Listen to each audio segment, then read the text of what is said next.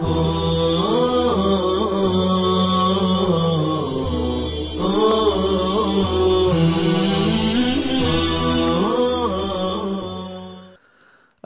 للہ رب العالمین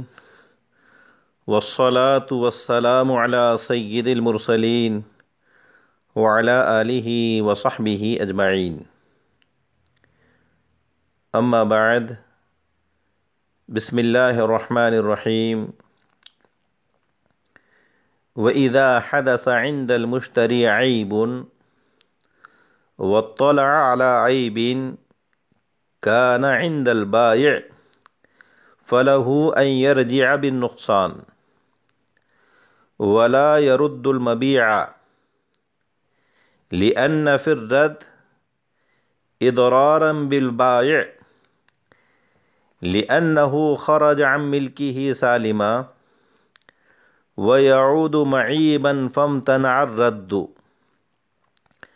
وَلَا بُدَّ مِنْ دَفْعِ الضَّرَرِ عَنْهُ فتعین الرجوع بالنقصان الا ان يرضى البائع ان يأخذه بعيبه لأنه رضي بالضرر۔ قال: ومن اشترى ثوبا فقطعه فوجد به عيبا رجع بالعيب لأنه امتنع الرد بالقطع فإنه عيب حادث، فإن قال البائع أنا أقبله كذلك أي مقطوعا كان له ذلك، لأن الامتناع لحقه وقد رضي به، فإن باعه المشتري لم يرجع بشيء لأن الرد غير ممتنع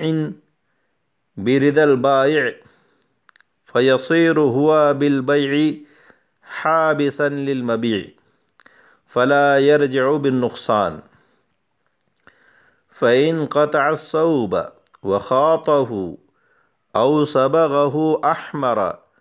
أو لت السويق بثمن ثم اطلع على عيب رجع بنقصانه لامتناع الرد بسبب الزيادة،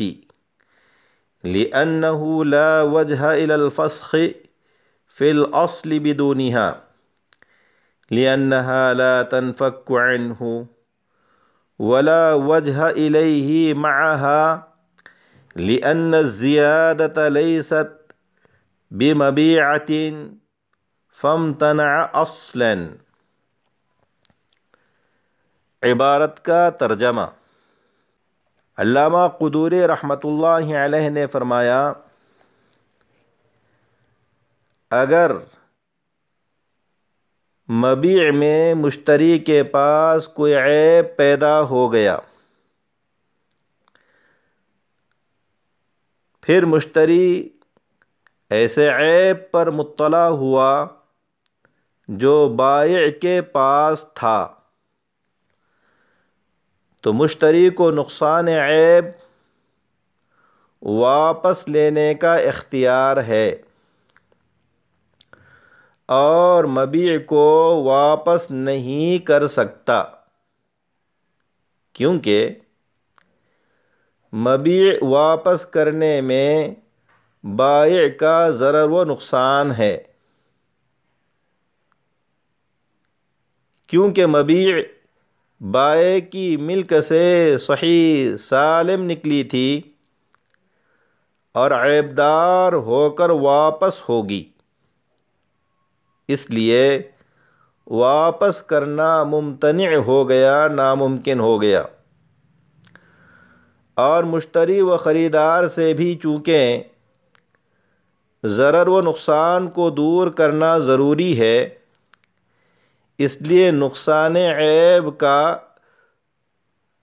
رجوع متعین ہو گیا۔ مگر یہ کہ بائع اس عیب جدید کے ساتھ مبیع واپس لینے پر راضی ہو جائے، کیونکہ وہ اپنے ضرر پر راضی ہو گیا۔ حضرت امام محمد رحمۃ اللہ علیہ نے فرمایا، اگر کسی نے کپڑا خرید کر اس کو کاٹ ڈالا، پھر اس میں عیب پایا، تو وہ نقصان عیب واپس لے لے، اس لیے کہ کاٹنے کی وجہ سے واپس کرنا تو ممتنع ہو گیا، کیونکہ یہ عیب جدید ہے۔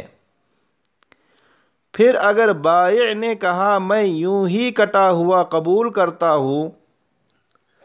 تو اس کو یہ اختیار ہے، کیونکہ واپسی کا ممتنع ہونا اس کے حق کی وجہ سے تھا، حالانکہ وہ خود اس پر راضی ہو گیا۔ پھر اگر اس کو مشتری نے فروخت کر دیا تو مشتری کچھ واپس نہیں لے سکتا، کیونکہ بائع کی رضامندی سے واپس کرنا ممتنع نہیں ہے۔ پس مشتری فروخت کر کے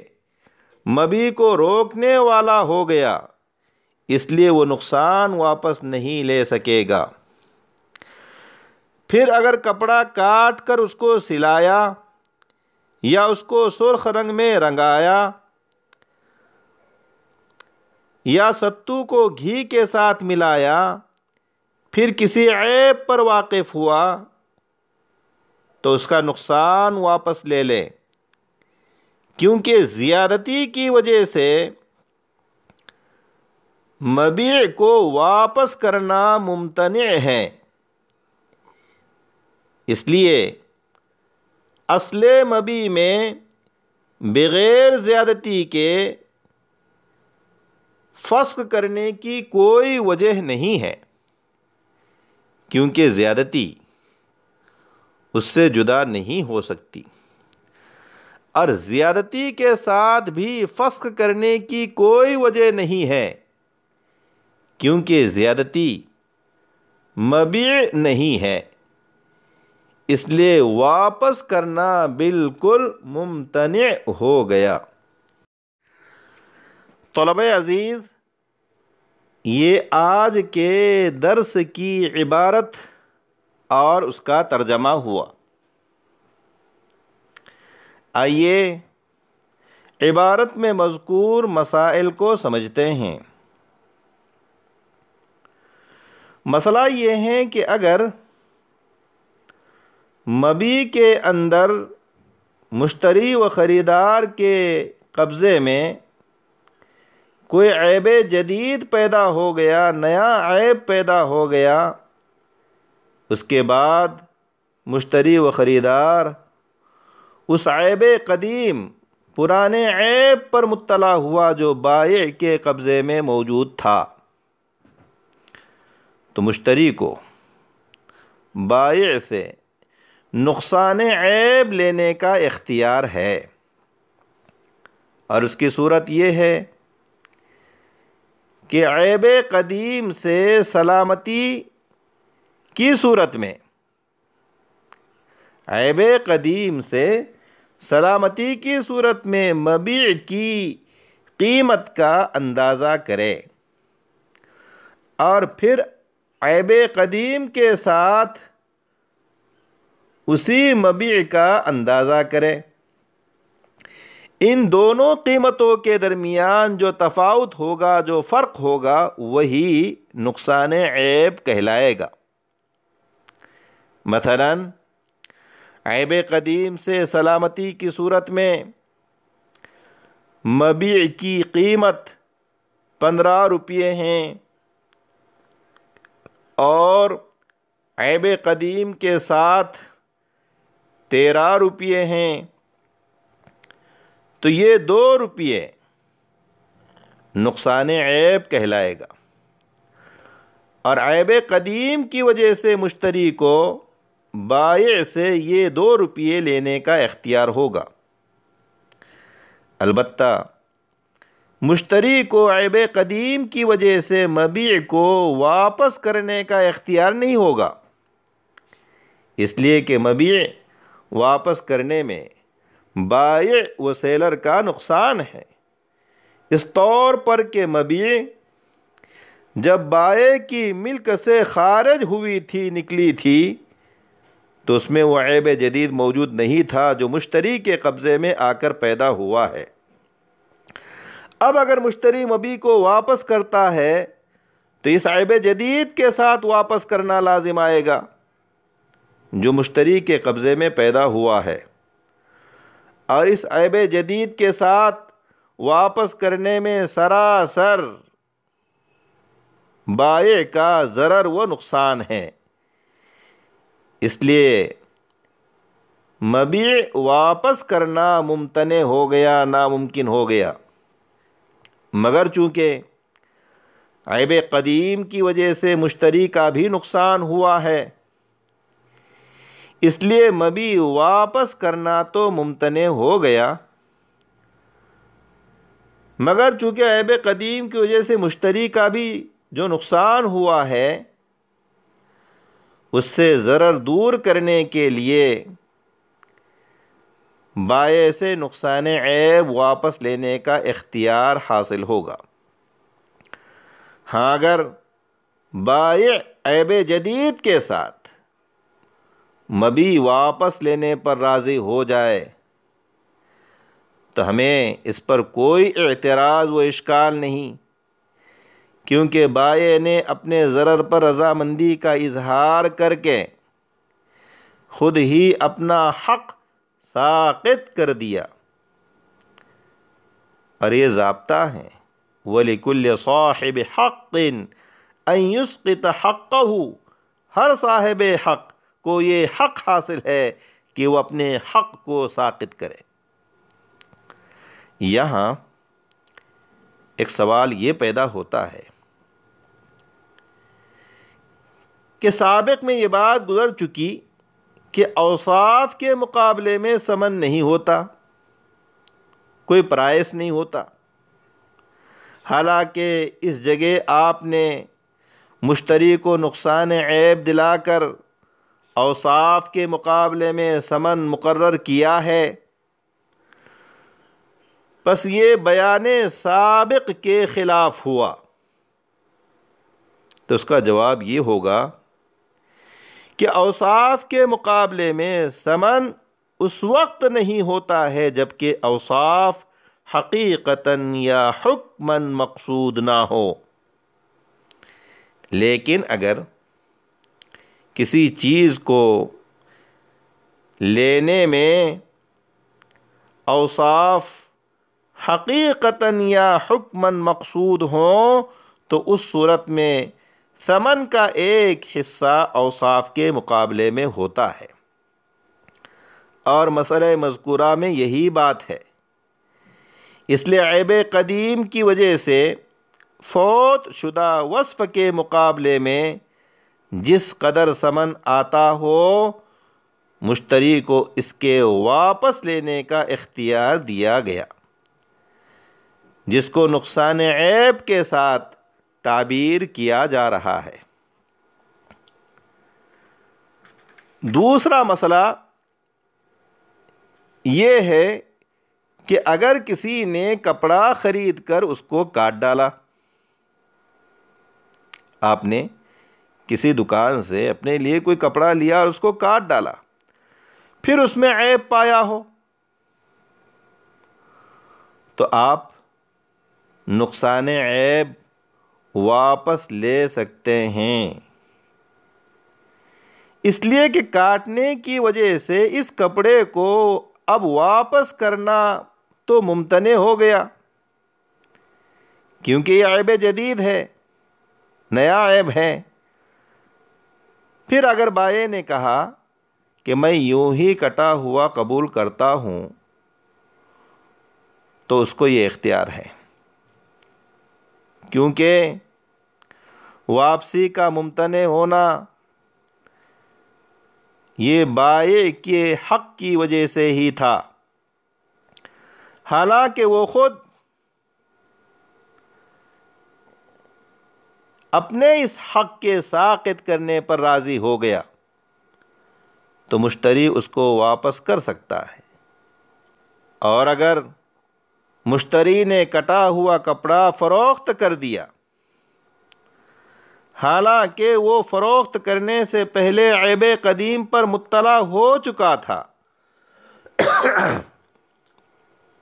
یا فروخت کرنے کے بعد مطلع ہوا،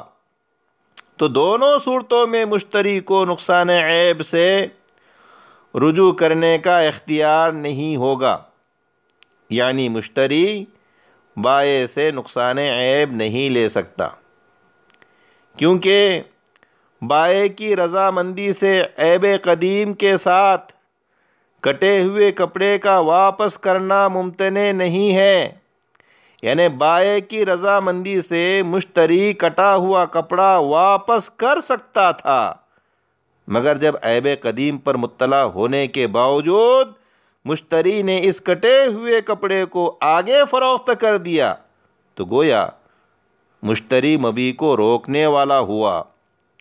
اور اس عیب قدیم پر راضی ہونے والا ہو گیا، اور جب مشتری عیب قدیم پر راضی ہو گیا تو اب اس کو نقصان عیب لینے کا اختیار نہیں ہوگا۔ تیسرا مسئلہ یہ ہے، اگر مشتری نے کپڑا کاٹ کر سلا لیا یا اس کپڑے کو سرخ رنگ میں رنگ دیا یا ستو خرید کر اس میں گھی یا مکھن ملا دیا، پھر اس عیب پر واقف ہوا جو بائع کے پاس پیدا ہوا تھا، تو مشتری نقصان عیب واپس لے سکتا ہے، کیونکہ مبیع کے ساتھ ایک زائد چیز مخلوط ہونے کی وجہ سے، مل جانے کی وجہ سے مبیع کا واپس کرنا ممتنع ہو گیا، اس طور پر کہ اصل مبیع میں بائع یا تو بغیر زیادتی کے فسخ کرے گا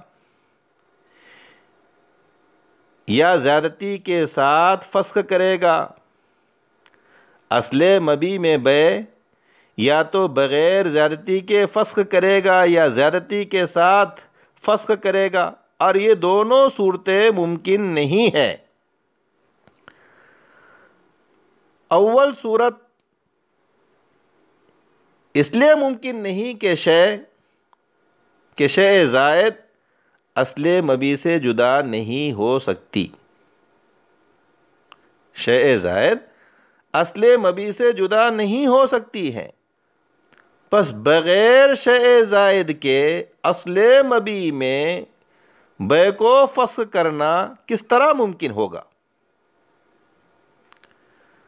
اور دوسری صورت اس لیے ممکن نہیں ہے کہ شے زائد مبیع تھی ہی نہیں،